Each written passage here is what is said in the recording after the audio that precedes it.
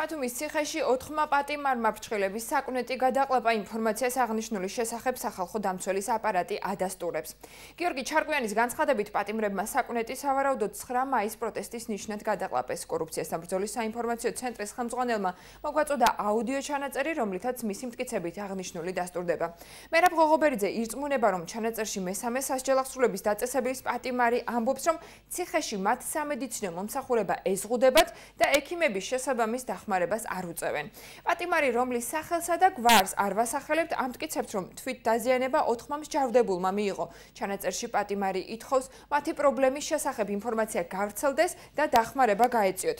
აუდიო მასალის ავთენტურობაზე ჩვენ პასუხისმგებლობას არ ვიღებთ, პატიმრის უსაფრთხოების მიზნით კი მას მხოლოდ ხმას ვუცვლით და ჩანაწერს სრულად გთავაზობთ.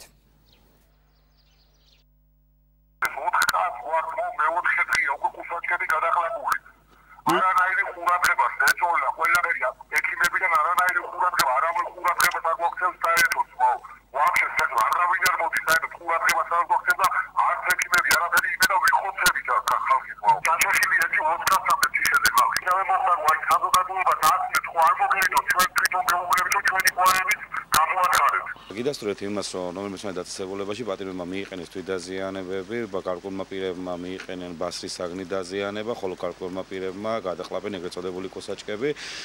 ისინი გაყვანილი იყვნენ საქალაქო საავადმყოფოში, რესპუბლიკურ საავადმყოფოში, ჩაუტარდა მკურნალობა, მათ სიცოცხლეს საფრთხე არ ექმნება. ასევე მინდა აღნიშნოთ, რომ ის პირები, რომელმაც გადაყლაპა კოსაჭკები, არიან დაგვირვების ქვეშ და გართულების შემთხვევაში მათ გაუკეთებათ შესაბამისი ოპერაცია. 4 პატიმარმა მიიყენა გადაყლაპა ეგრეთ წოდებული კუსაჭკა, რომელიც ყავდათ გადაყვანა რესპუბლიკის საავადმყოფოში და არის თვითონ იქ დადასტურებული, ასევე 20 პატიმარმა მიიყენა თვითდაზიანება. აქ იხატება რა ვხედავთ, რომ მასიურად ხდება იქ თვითდაზიანებები, რიგი დარღვევებს აქვს ადგილი ადმინისტრაციის მხრიდან, რის გამოც იძულებული არიან პატიმრები აღნიშნულ ფორმებით გამოხატონ, მიმართავთ კიდევ ერთხელ ხელისუფლებას პატიმრების განცხადებებზე მოახდინონ რეაგირება.